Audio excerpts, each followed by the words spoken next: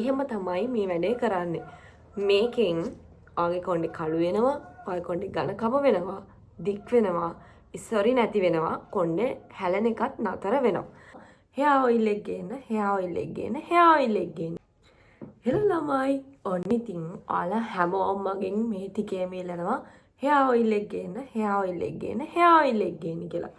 ඉතින් මම මුලින්ම ෂෝට් වීඩියෝ එකක් දැම්මා. දැන් මං හිතන්නේ මාස 8කට අවුරුද්දකට විතර කිට්ටුයි ඒකට. මම මොකක්ද ඒක? hair water එක වතුර එකක් හදන එක ඒක මම නාන්න කලින් සාමාන්‍ය තෙල් ගන්න බැරි වෙන දවස්වලට ගන්නවා. මොකද ඒ දවස්වල අර එකපාරටම වැස්ස ඇවිල්ලා ගම් වතුර වගේ මේ වෙලා රටේ ලොකු ආපදාවක් වුණානේ. අඩු මුකුත්ම මෙහි කාගේස් වලට ආවේ නැහැ කිව්වා. ඉතින් ඊට පස්සේ මම හිතුවා ඔක්කොම ටික එකතු කරගත්තම මේ වැඩේ කරනවා කියලා. මොකද මට ඕන ප්‍රධානම දෙයක් ඒ වෙද්දි ආවෙම නැහැ. ඒක තවටත් ඇවිල්ලත් නැහැ. දැන් මේ දවස්වල එන්නේත් නැහැ කිව්වා. ඊට පස්සේ මට හිතුණා මේක තවත් පරක්කු කරන එක අපරාධනේ කියලා කොමාරි වලට වීඩියෝ එක ගේන්න ඕනේ කියලා. මේ hair oil එක මම හදන්නේ ප්‍රධාන පියවර දෙකකින්. පළවෙනි එක තමයි මම මේ කියන හැම අමුද්‍රව්‍යයක්ම ඔයාලා ඩබල් බොයිල් කරන්න ඕන. ඒ කියන්නේ වතුර එකක් යටින් තියලා ඒක උණු වෙනකන් ඉඳලා ඒක උඩට වෙන භාජනයක් තියලා ඒකට අර මං කිව්ව හැමදේම දාලා හොඳට ඩබල් බොයිල් කරන්න ඕනේ. ඊට පස්සේ ඩබල් බොයිල් කරලා අපිට තේරෙනවා ඒ අදාළ කොළ වලින් පාට ඇවිල්ලා ඉවරයි කියලා තෙල් එකට. එතකොට හොඳලා කොළ පාටක් වෙලා තියෙන තෙල් එක. ඊට පස්සේ ඒක අයින් කරලා අර ටික අරගෙන ඒක නිකන් තෙල් එකට දාලා අඩු ගින්දරේ පැයක් විතර මම තියනවා. ඊට පස්සේ ඒකේ සියලුම දේවල් ටික තෙල් එකට එනවා. ඕක තමයි පියවර මම දැන් කියන්නම් මම ගත්තේ මොනවද කියලා. මේක හදන්න වලට ඕන වෙන්නේ හරිම පොඩි අමුද්‍රව්‍ය ටිකක්. හරිද? හරිමම පොඩි දේවල්. ඉතින් මේකේ ඕන වෙනවා ඉස්සලම වලට ප්‍රධානම දේ තමයි රෝස්මරි. රෝස්මරි කොළ හොයාගන්න මට මේ ටිකේ නැතුව හිටියෙත් ඒක තමයි. රෝස්මරි එක එක පැකට් තියෙනවා. ඔයා හදන තෙල් ප්‍රමාණෙත් එක්ක මේ කොළ ගන්න ප්‍රමාණය වෙනස් කරගන්න. හරිද? රෝස්මරි ඕන.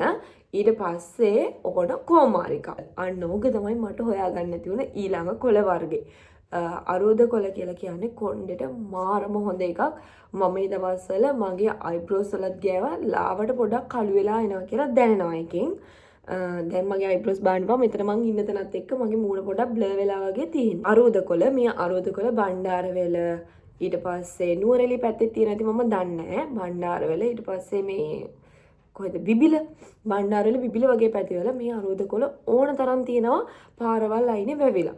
මමත් එකපාරක් එහෙම ගියපු දවසක පැල දෙක තුනක් ගලවගෙන ආවා. හැබැයි ඒ පැල මැරුණා. එකපාරටම මොකක් වුණාද දැන දැන් මට හොයාගන්න විදිහක් නැහැ. කාගේ හරි ගෙවල් ගාව තියෙනවා නම් ප්ලීස් මැසේජ් එකක් දෙන්න. මට මේ පැලයක් කොහෙන් හරි දැන් හොයාගන්න ඕන. හාතවාරිය. ඊට පස්සේ කොඹ කොළ ඕන, ගොටු කොළ ඕන.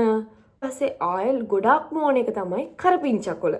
කරපිංචා කොළ හොඳ කරපිංචා මේ කිසිම කොළ වර්ගයක් ඔයාලා මොනවා හරි ලෙඩක් පුස් වර්ගයක් හරි ඇවිත් තියෙනවා නම් ගන්න එපා.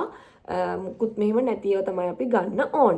ඊට පස්සේ කොහොඹ කොළ, පොකුරු වදමල් තමයි අනිත් එක. පොකුරු වදමල් ඔයාලට පුළුවන් නම් ගන්න. ඒක මාරම හොඳයි කොණ්ඩෙට. රතු ලුණු, රාමු නැටි, ඊට පස්සේ උළුහාල්. ඊට පස්සේ මට අමතකුණා ඉතුරු කොළ වර්ගයේ වෙරළු කොළ, ඔලිව් ඔයිල්, එනරල් තෙල්, E විටමින්. ඔන්න ඔය ටික තව දෙයක් රතු ලුණු ඕන. ඔන්න ඔය ටික තමයි මම ගන්නේ. මේක මාරම හොඳයි කොණ්ඩෙට. මම දැන් ඔයාලට පෙන්නන්නම් මම හදපු hair oil එකේ හදිස්සියෙම ඒ ඉන්න වෙන මේ පරණ කෝපයක් තිබිලා මම ඒක ගත්තේ. මම ඔයාලට පෙන්නන්නම් hair oil එකේ පාට කොහොමද කියලා. මම දැන් ඔයාලට මේකට දාලා පෙන්නන්නම්. මං ගාවද මේක විතරයි තිබ්බේ. ඔයාලට වටේ පේන්නත් ඕනි හින්දා පරණ එකක් තිබිලා මම හොයාගත්තා. මං කිව්වේ මං හදපේකේ තව ගොඩක් තියෙනවා කියලා. මේකෙන් තව භාගයක්ම තියෙනවා. මේක අරිද්දිම මාර සුවඳයි.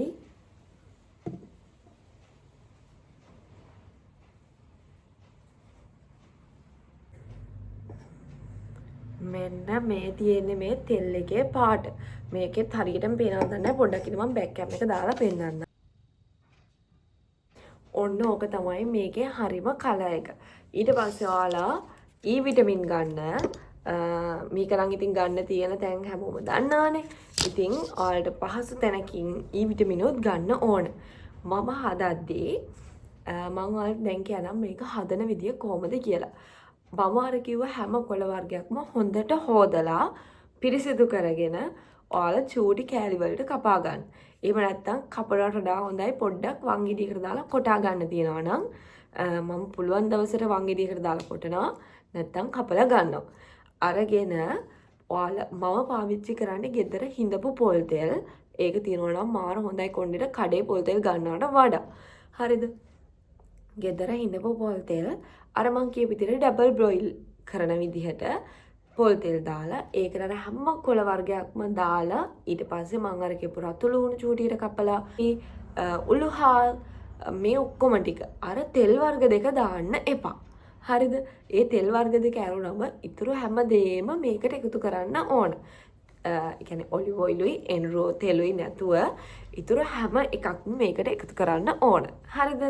ඊට පස්සේ හොඳට ඩබල් බොයිල් කරන්න ඕන. ඒකත් උපරිම අඩු ගින්දරේ මට සාමාන්‍යයෙන් පැයක හමාරක් විතර වගේ යනවා මේ වැඩේට. ඩබල් බොයිල් වෙන්න.